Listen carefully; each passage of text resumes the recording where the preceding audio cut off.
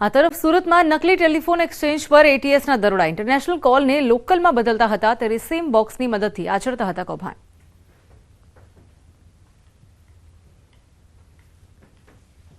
આખું કૌભાંડ આચરતા હતા અને જે ઇન્ટરનેશનલ કોલ છે એને લોકલ કોલમાં જે માણસે કોલ થાય એને એવું લોકલ કોલ દેખાય, ઇન્ટરનેશનલ કોલ દેખાય નહીં એ રીતનું ષડયંત્ર રચી અને આ કૌભાંડ આચરતા હતા। એટીએસની ટીમને કઈ રીતે માહિતી મળી હતી, કઈ રીતે ટીમ પહોંચી આરોપી સુધી?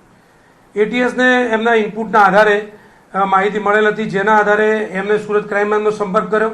સુરત ક્રાઇમ બ્રાન્ચના અધિકારીઓએ ટીમ બનાવી બંને ટીમો એક સાથે જઈ અને રેડ કરતા બંને આરોપી ત્યાંથી સ્થળ પરથી મળી આવ્યા છે અને સિમ કાર્ડનું બોક્સ, સિમ કાર્ડ એ બધું જગ્યા પર સ્થળ પરથી મળી આવેલ છે।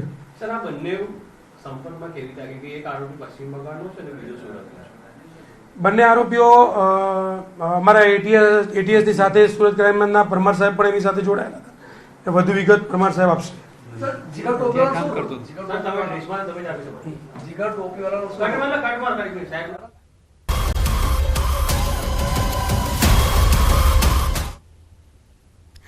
ગાંધીનગર આઈઆઈટીમાં કોરોનાની દસ્તક। આઈઆઈટીના 2 પ્રોફેસર કોરોના સંક્રમિત થયા છે। ગાંધીનગર મનપામાં આજે નવા 3 કોરોનાના કેસ સામે આવ્યા છે ત્યારે એક કેસ સેક્ટર 29માં અને 2 કેસ પાલજ આઈઆઈટીમાં નોંધાયા છે।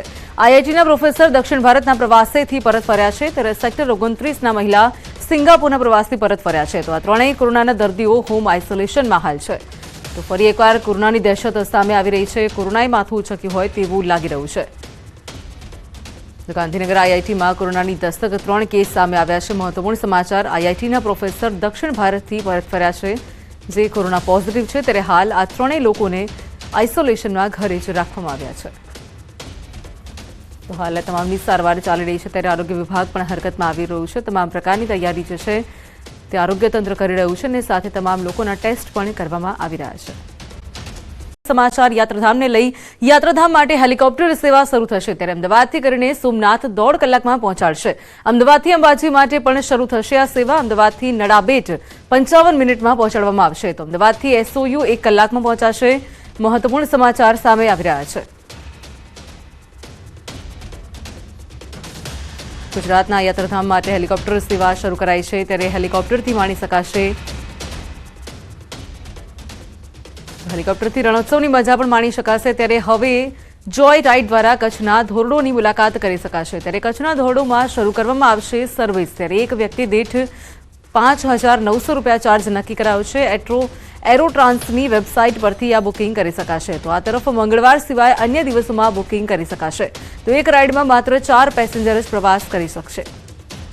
તો મહત્વપૂર્ણ સમાચાર, હેલિકોપ્ટરથી માણી શકાશે રણોત્સવની મજા। હેલિકોપ્ટરની સેવા શરૂ કરાઈ છે।